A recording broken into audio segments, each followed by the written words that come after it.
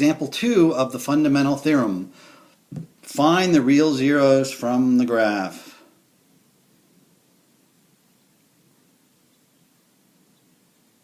Well, there's my start.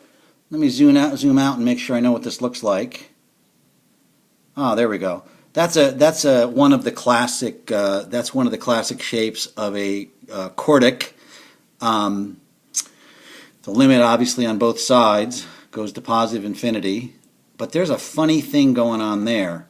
It's bouncing. It's not crossing the line, it's bouncing. That, my friends, means multiplicities. Okay? So, let's see what it is. It occurs at x equals 3. X equals 3. There we go.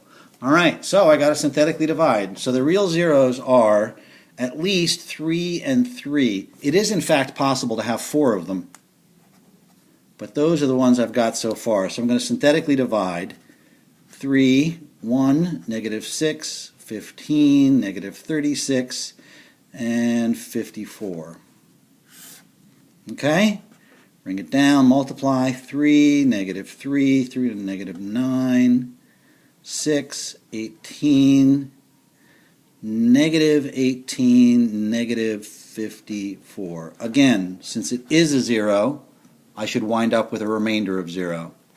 Now, an easy way to do this is just to divide again by 3, and I'll redraw my graph and bring down the 1, multiply, multiply, add, multiply, add, multiply, add. Again, I got 0. I did well. So here, this is x squared plus no x's plus 6.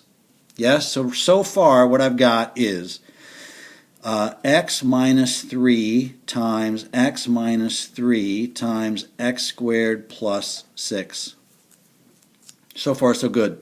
So that would be, that 0 is x equals 3, that 0 is x equals 3, and then when I set this equal to 0, x squared plus 6 equals 0, x squared equals negative 6, obviously an imaginary number. Take the square root of both sides, x equals plus or minus. Remember, when you take the square root, you must put in a plus or minus.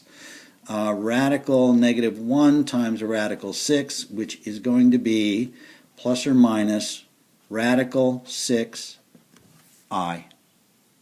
Good. State the factorization. Good. 1, 2, 3, 4. Because the fundamental theorem states there must be 4 zeros. So here we go. It's going to be x minus 3, x minus 3, x plus radical 6i, x minus radical 6i. All right, those are the 4. Good. And now the zeros would be x equals 3 and plus or minus radical 6i. That, my friends, is how you do a fundamental theorem problem. Good luck.